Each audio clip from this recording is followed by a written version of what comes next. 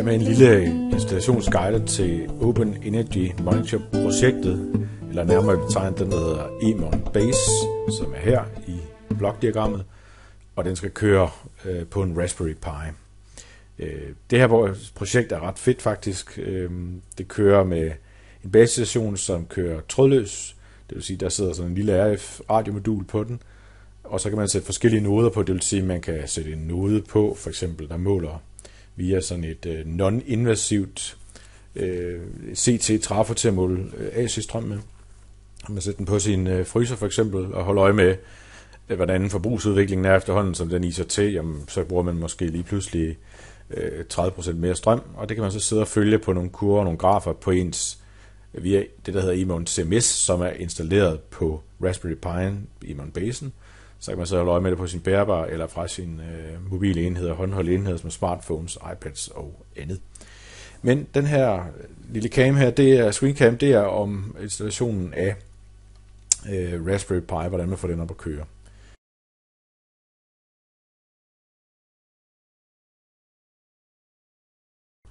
Det smarteste vil nok være at gå ind på min blog, og så finde det, eller følge linket hernede under filmen.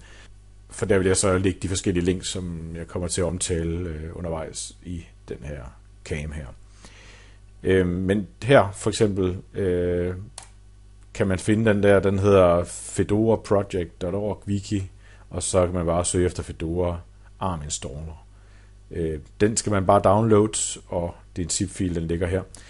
Og den bliver så til den her. Den installerer sig så, når jeg bare installerer den under downloads. Den skal i øvrigt ligge uden for projektfiler, fordi ellers så fungerer den ikke ordentligt. Men den skal, og så skal den køres her i applikationen, så den skal så køres som administrator, run as administrator. Det er højre klik på den, ikke? Så kommer den her. Så skal jeg så finde den fil, det image, jeg skal smide over, og det er det her, der hedder EMON CMS Pi. Det har jeg fundet på, man kan søge på Open Energy Monitors hjemmeside, så finder man det. Men det var lidt lettere bare at gå direkte til den, der hedder wiki openenergy.org. Fordi så kan man faktisk finde den her bare ved at søge op i søgefeltet på Raspberry Pi. Så kommer der sådan en her frem, og der kan man så klikke på den, der hedder Using Ready to Go SD card image, og så kan man downloade den her faktisk. Den ligger der, så bare ved at klikke der, så kan man downloade den. Når man så har fået downloadet sit Raspberry Pi Ready to Go image, så kan man gå ind her og så sige Select Image. Den ligger under Download, EMON CMS Pi, og så klikker man bare på den og siger Open. Det ligger jo pakket, når man downloader det øvrigt, så jeg har lige sprunget det der lille trin over, at jeg så pakker den ud. Den ligger som en zip-fil, men her er den pakket ud i hvert fald.